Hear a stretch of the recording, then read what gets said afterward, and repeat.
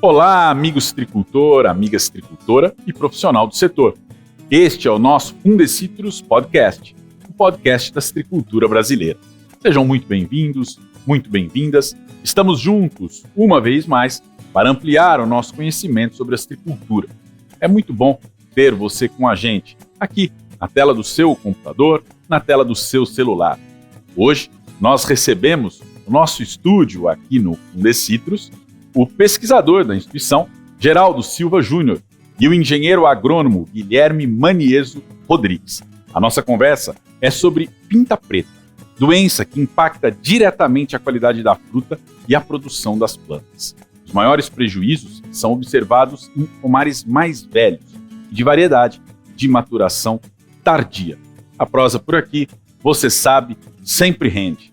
Geraldo, muito obrigado pela presença, seja bem-vindo. É um prazer estar aqui, Rodrigo. Vamos lá. Vamos lá. Guilherme, obrigado. Você já esteve aqui falando de resistência de psilídeo, vamos falar de pinta preta. Vamos sim, tamo junto. Vamos lá. Geraldo, eu começo com você e antes da gente começar propriamente, vamos falar do seminário internacional realizado pelo Fundecitrus em outubro de 2023, a citricultura na África do Sul e os desafios fitossanitários. Porque, assim como aqui acolá, também essa doença acomete o Parque Citrícola dos Sul-Africanos. Como é que foi essa experiência, essa troca? Rodrigo, nós recebemos no mês passado pesquisadores da África do Sul, do CRI, né, que é o Fundecitrus da África do Sul, fazem um papel muito parecido com o nosso, são mantidos pela indústria de fruta cítrica de lá também, e a parceria que a gente já tem há vários anos é no manejo da pinta preta. Não só o manejo, também entender a doença, epidemiologia e manejo. E dois pesquisadores estiveram aqui, trabalham nesse projeto com a gente, o Paul Forri e a Providence Moyo. A gente aproveitou a oportunidade para eles mostrarem como que é o manejo da pinta preta lá na África e também mostrar um pouco mais da citricultura. Eles ainda não têm o greening asiático lá, apenas o africanos, e vieram aprender um pouco com a gente. Então, quando a pinta preta chegou aqui na década de 90, a gente foi até a África do Sul aprender com eles, não só o Fundecitrus, a Exalc, o Nesp, a Apta. Aprendemos bastante com eles, usamos o manejo da África do Sul naquele momento, na década de 90, e a partir de então começamos a trabalhar aqui no Fundecitrus com nossos parceiros, otimizamos o manejo e hoje a gente tem um manejo estabelecido aqui no Brasil para o controle da pinta preta, graças ao que aprendemos lá e também o que continuamos aprendendo aqui com os produtores e também com as pesquisas que a gente fez. Saldo positivo de intercâmbio. Muito bom. E agora vamos ensinar para eles um pouquinho de green, o que a gente está vivendo aqui também, que eles ainda não têm, né? Então esse intercâmbio é muito interessante. Muito bem. Ô Geraldo, e hoje, o cenário atual da pinta preta no nosso cinturão? Nossa, você está falando aí da década de 90, de lá para cá, a gente aprendeu a manejar essa doença? Qual que é a sua avaliação? A pinta preta foi relatada então em 90, 93, 92, 93, né, ali na região de Mogi, Conchal, Engenheiro Coelho, ali Limeira, e a partir de então ela foi se espalhando por todo o Parque Citrícola, porque naquela época não tinha viveiro protegido, igual a gente tem hoje. Foi estabelecido 2000 até 2003 essa mudança, né, de viveiro a céu aberto para telado. Então, muitas vezes pode ser que o patógeno foi disseminado no setor por mudas produzidas a céu aberto, que hoje não acontece mais. E não só em São Paulo, pode ser que alguém adquiriu mudas aqui e plantou em outros estados na década de 90 e a doença se espalhou. E aqui em São Paulo ela espalhou dessa região onde ela foi relatada, lá que a gente chama aqui de sul ou leste, né? Foi para o sudoeste, veio aqui para o centro também, Araraquara, subiu para o norte e hoje ela está praticamente em todo o Parque Citrícola. Nós aprendemos muito a lidar com essa doença porque a gente usava o manejo da África do Sul, que é um manejo mais voltado para a fruta de mesa, exportação, com volumes de calda alto, dose de produto muito alta, e hoje a gente tem um manejo estabelecido para fruta fresca, um outro manejo com menos pulverizações, menor volume de calda para fruta destinada para a indústria, que a gente evita a queda de fruta e não precisa buscar uma fruta com zero sintomas, a gente consegue tolerar um pouquinho de sintoma. Então a gente aprendeu bastante, ajustamos esse manejo aqui no Fundecitrus, criamos até os 7 problemas ou 7 erros que podem acontecer, levamos isso para os produtores, nós pesquisadores, os agrônomos também, então claro. A gente vê que evoluiu muito esse manejo com esse aprendizado ao longo do tempo, né? Guilherme, estava onde antes de vir para cá, Guilherme? Você que está sempre rodando. Hoje eu vim de Bauru. Cada hora é um lugar, né, Guilherme? Ô, Guilherme, diz uma coisa para mim. Existem espécies ou variedades que são mais suscetíveis, ou mesmo que sejam resistentes à pinta preta? O que dá para a gente falar sobre isso aí? Bom, Rodrigo, a pinta preta ela ocorre em todas as variedades de laranja doce, todas as tangerinas, nos limões verdadeiros, e só a lima ácida Tahiti que escapa disso não apresenta sintoma. Agora, quando a gente fala das laranjeiras, você bem disse no começo que aquelas variedades tardias são as que mais apresentam sintomas e têm um potencial de severidade de queda maior. Mas isso não é uma questão de resistência, isso é uma questão de tempo exposto ao risco. Então, se a gente for comparar aqui um exemplo rápido, vamos falar que ali na sua fazenda que você tem, fictícia, você plantou uma precoce, uma Hamelin e uma tardia, uma folha murcha. E nesse setembro choveu, florou, não fez calor em outubro, pegou o seu frutinho. Muito bem, você vai colher a safra da precoce em junho do ano que vem. Correto. A safra da folha murcha você vai colher em dezembro, janeiro do outro ano, fevereiro. 4, 5 meses depois. Exato, ela fica o dobro do tempo exposta ali ao clima e ao risco de contaminação do que uma precoce, por exemplo. Então tem mais a ver com o tempo de exposição do que necessariamente com a variedade. Exatamente. Geraldo, vamos falar um pouco da epidemiologia aí. O causador da doença da pinta preta é um fungo. Então, que fungo que é? Como é que ele se procria nos pomares? Como é que o citricultor identifica essa doença? Qual a época do ano em que se vê os sintomas? Então, eu queria que você falasse geral aí do conceito da doença. O fungo é chamado Philosticta citricarpa, também Guinardia citricarpa, um nome muito comum entre os produtores. E se a gente for considerar em termos de importância, tirando a HLB, seria a doença mais importante hoje, eu acredito, na estrutura brasileira ou talvez mundial. Por tirando quê? a HLB. Pelo potencial de causar dano, de derrubar o fruto, e também por causar esse problema de exportação. Se tem pinta preta, não exporta para a Europa, que é um grande mercado consumidor dos países produtores aqui do hemisfério sul, né? Então, esse fungo, ele vai se reproduzir tanto na planta, em ramo seco, nos frutos onde tem as lesões, né? Como nas folhas quando caem ao solo. Quando as folhas caem, produz um tipo de esporo que é disseminado pelo vento, aí ele pode atingir novas plantas, novos pomares, e aí, ao se estabelecer na planta, ele produz um outro tipo de esporo, que são os conídeos, que são disseminados por chuva, né? Que vai escorrendo e contaminando os frutos de cima para baixo na copa. Perfeito. Ou vai sair do fruto contaminado para o fruto sadio, ou de um ramo seco para o fruto sadio. O grande problema dessa doença é que o controle tem que ser feito na época chuvosa, geralmente ali setembro, outubro até abril, mas os sintomas aparecem depois que se encerrou o período de controle, geralmente abril em diante. Você pode ter aí uns 6 meses pelo menos para começar os sintomas, ou até um ano depois. A infecção pode ser em outubro e o sintoma pode aparecer daqui 6 meses ou daqui 1 ano. Em média, tem um tipo de sintoma que a falsa melanose vai aparecer com 2, 3 meses, que é um sintoma que nem muitas vezes derruba o fruto, mas a mancha dura, a mancha sardenta, que geralmente derruba os frutos, vai aparecer depois de 100 dias, uma média aí, colocando de 100 a 300 dias, 200 dias para aparecer os sintomas, né? Então, o produtor vai ver geralmente esse sintoma a partir ali de abril, maio, quando a fruta começa a mudar de cor, talvez junho, e esse sintoma vai acelerando à medida que o fruto vai ficando cada vez mais maduro. E essa diferença prejudica aí para identificar. Isso, atrapalha porque o produtor fez a pulverização, não sabe se precisaria ter feito uma a mais ou a menos, porque o sintoma ainda não apareceu. Aí ele só vai ver o problema lá na frente, aí ele vai ter que voltar e falar, provavelmente eu errei em outubro ou novembro, porque os períodos mais críticos, embora comece a chover setembro, outubro, novembro e dezembro geralmente são os piores períodos, porque o fungo está se multiplicando no pomar, o fruto está verde ainda pequeno, ali com 1 centímetro a 3 centímetros, né? E é o momento que o fungo mais infecta esse fruto e dá tempo de expressar os sintomas antes da colheita. Geraldo, há medidas preventivas que os citricultores podem adotar? Por exemplo, se o produtor vai plantar uma fazenda nova numa região sem pinta preta, ou com baixa ocorrência de pinta preta, existe prevenção, precaução? Existe sim. A gente fala, o fungo ele vai ser disseminado pelo vento a partir dessas folhas, mas a curtas distâncias. Então, para ele chegar numa propriedade muito distante, tem que ser por uma muda, material vegetativo. Então, se ele adquire uma muda de qualidade sem o fungo presente e planta numa fazenda distante, onde nunca teve pinta preta, provavelmente ele não vai ter problema e está prevenindo a entrada do fungo.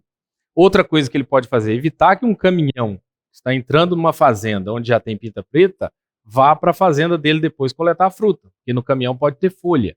E das folhas vão ser produzidos esses esporos, esse caminhão entrou na fazenda que ainda não tem pinta preta com essas folhas, e ali aquelas folhas caem no pomar, vão disseminar o fungo, que sozinho, por si só, o fungo não conseguiria chegar numa fazenda tão distante. Ele dissemina alguns metros, né, para a planta vizinha ou o pomar do lado, mas não um município vizinho. É muito difícil disseminar. Então, o primeiro cuidado é esse, muda sadia e evitar trânsito de material vegetal, eu falo folhas e materiais vegetais, a longas distâncias. Mas a doença já está em todo o parque?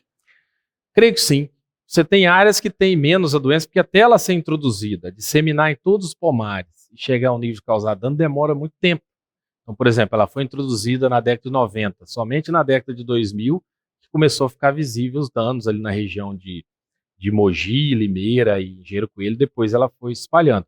Na região que o Guilherme atua, que é o sudoeste, ela chegou um pouco depois, ali na década de 2000, 2010, e agora, nessa década, que os danos estão começando a ficar mais intensos. Demora até ela chegar por folha, sair dessa folha que está lá no solo, passar para uma folha na planta, ou um fruto, depois aumentar a população do fungo na área e ficar algo visível no pomar inteiro, né? Então, isso demanda tempo. Ô Guilherme, na sua região, então, não sofre tanto com pinta preta? Não sofria, né? Não Sim, sofria. a gente tem, se você não fizer um manejo, você vai sofrer, mas o que eu percebo é o seguinte, lá o problema maior é uma outra doença fúngica chamada podridão floral, Tá. e fica aqui um alto convite para a gente voltar no outro podcast e falar dela.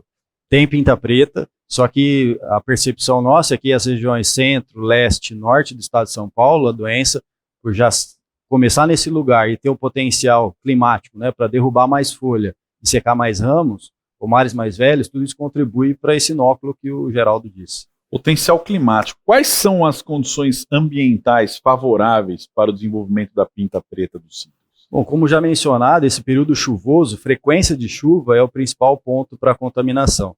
Então, de setembro até abril, lógico que isso às vezes pode se estender, às vezes a gente tem ano com inverno chuvoso, mas é essa época que é o período crítico para a contaminação. Só lembrando que, durante todo o desenvolvimento do fruto, ele está suscetível à contaminação. Então, desde a queda de pétalas até o momento da colheita, todo o estágio de desenvolvimento, o fruto está suscetível. É que na chuva ela aumenta. Exatamente. É que muitas vezes, só complementando, se o fruto for infectado lá próximo da colheita, como eu mencionei, é longo o período até a expressão do sintoma, Tá. não vai dar tempo de expressar. Então só vai derrubar o fruto aquela infecção que ocorreu mais ou menos até abril, se o pomar for colhido em dezembro, por exemplo. E só mais um detalhe, é que quando o sintoma começa a expressar, aí são as altas temperaturas e a luminosidade que ajudam a expressão do sintoma. Então a chuva manda na contaminação e a temperatura e luz manda na expressão do sintoma. Tá bom.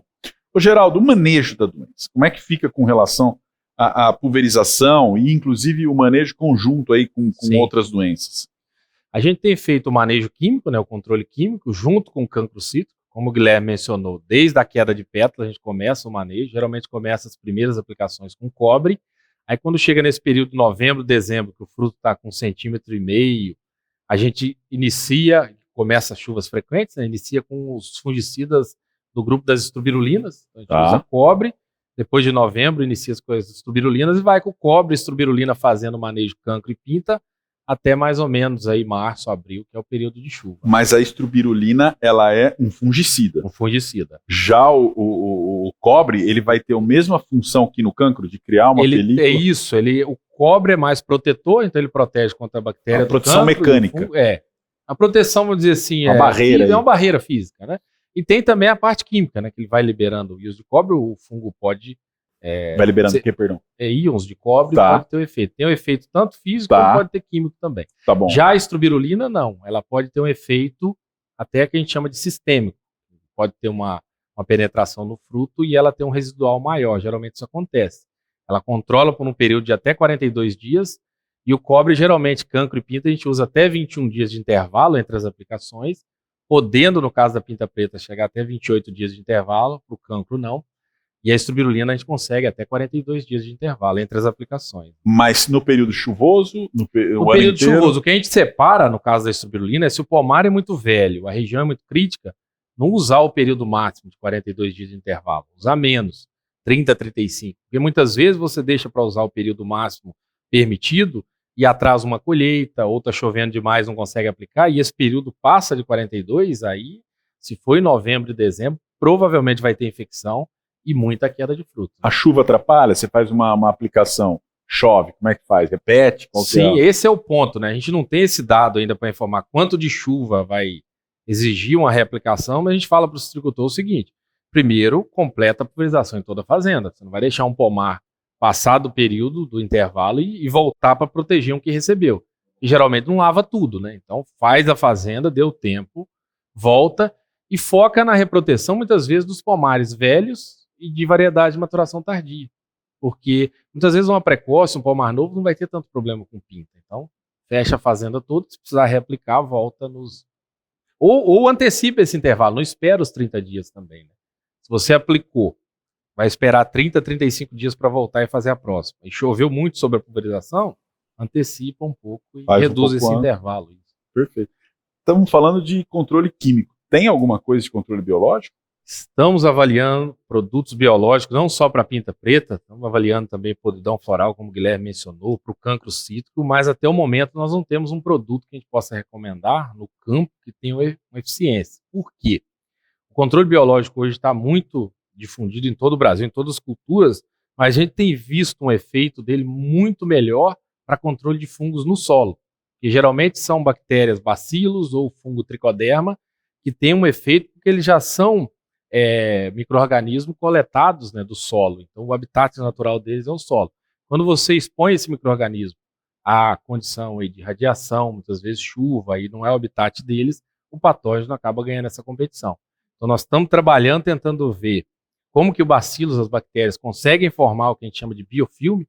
Elas formam um filme na superfície da folha e do fruto, para que seja um biofilme bom ao ponto de proteger bem o fruto, a flor ou a folha, e controlar o patógeno. Até o momento a gente ainda não tem esse produto. Quando a gente tiver, a gente passa a recomendar os produtos biológicos. Muito bem. Ô Guilherme, vamos falar um pouco do prejuízo aí. Como é que você avalia? Os prejuízos são enormes, né? Então, na safra anterior, a pinta preta respondeu por 2,34% do total de queda de frutos. Então, eu queria que você falasse um pouco como é que ela afeta a qualidade da fruta e prejuízo no pomar. Sim, a pinta preta é uma das principais doenças da citricultura paulista e mundial, como nós já vimos. Ela tem um alto potencial de queda de fruto, como mencionado por você, é uma das principais causas de queda de fruta no parque citrícola, e além disso ela também afeta a comercialização. Então a qualidade do suco em si ela não vai ser afetada, é uma doença que está na casca, vai afetar só a superfície ali, mas para você comercializar essa fruta no mercado in natura, de consumo de fruta fresca, você já não consegue mais porque a qualidade estética da fruta foi comprometida, a gente compra com os olhos, você já perde esse mercado. E um outro problema é que é uma doença quarentenária, então você também não pode exportar fruta com pinta preta para os países livres, como por exemplo os países da Europa.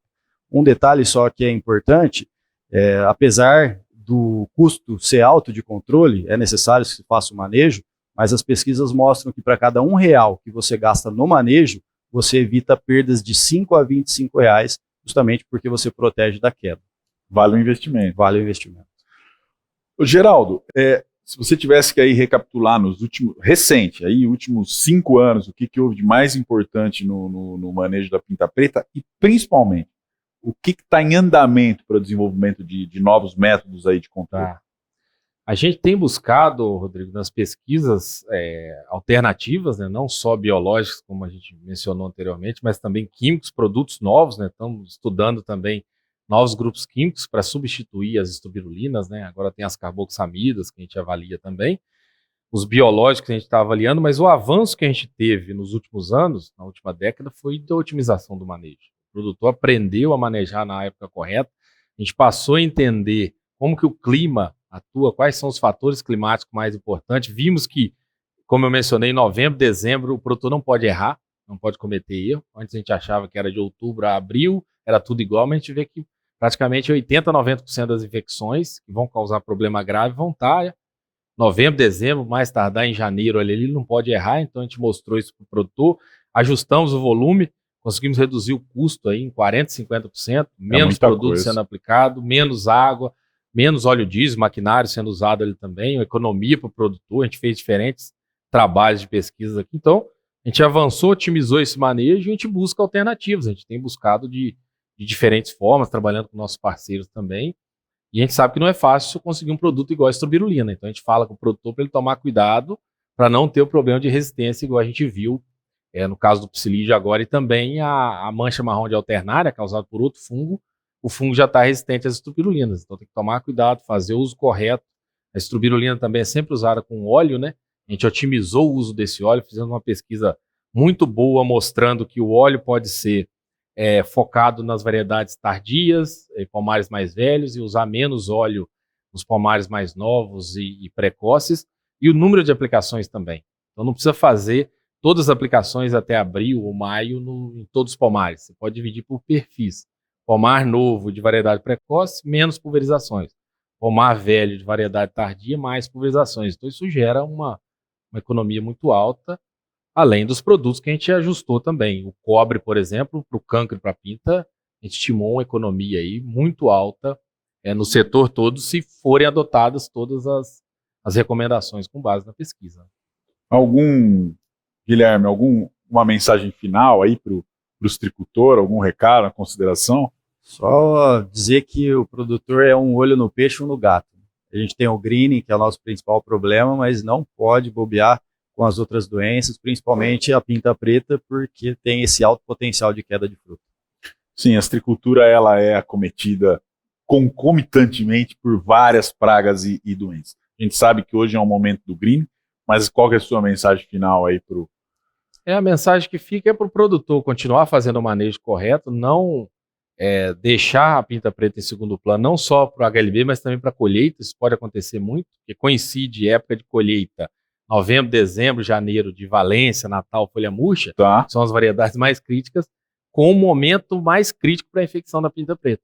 E muitas vezes o produtor fala, eu não posso aplicar agora, vou terminar a colheita, espera demais e no outro ano vai ter problema de queda acentuada. Porque no momento que é o momento mais crítico para a infecção, é o momento quando ele está colhendo as tardias. Então isso agrava ainda mais o problema. Como é que resolve? Tem que focar. Se precisa colher um talhão, é mais fácil colher, pulverizar, esperar o período da carência. Do produto e essa carência para fazer a colheita e deixar tudo organizado. E se tiver que trocar a turma da colheita de talhão, é melhor do que passar desses 40, 42 dias e no ano seguinte ter que antecipar a colheita, talvez ali para setembro, colher o fruto verde e não pronto porque está caindo muito, né? Então, e o produtor pode usar também a severidade da doença no pomar para antecipar uma colheita ou não. Isso é uma estratégia muito importante que visualmente ele pode adotar. Ele visualiza e fala, eu tenho 10 talhões de Valência. Aqueles 2 estão com mais pinta preta. Eu vou colher ele antes dos outros 8. Né? Então isso é uma estratégia que ajuda muito a reduzir essa queda de fruto. A vida do citricultor não é fácil, são muitas informações, são muitos desafios ao mesmo tempo, mas o recado está dado aqui pelo Geraldo, pelo Guilherme, e eu agradeço a presença dos dois. Obrigado, Geraldo, obrigado, Guilherme, por estarem aqui com a gente, e obrigado principalmente a você. Hoje aprendemos mais sobre o manejo correto da pinta preta, doença que ocorre o ano todo e que precisa também de muita atenção constante do citricultor. A gente fica por aqui. Lembro que você acompanha o nosso podcast também pelas plataformas de áudio. É só buscar por Fundecitrus Podcast. Curta e compartilhe sempre aqui pelo YouTube. Você pode se inscrever no canal e clicar no sininho para receber uma notificação sempre que um novo vídeo for postado no canal. O mesmo vale para as plataformas de áudio. E acompanhe também o Fundecitrus pelas nossas redes sociais, para você ficar sempre muito bem informado. Mais uma vez, muito obrigado e a gente se vê até a próxima. Obrigado.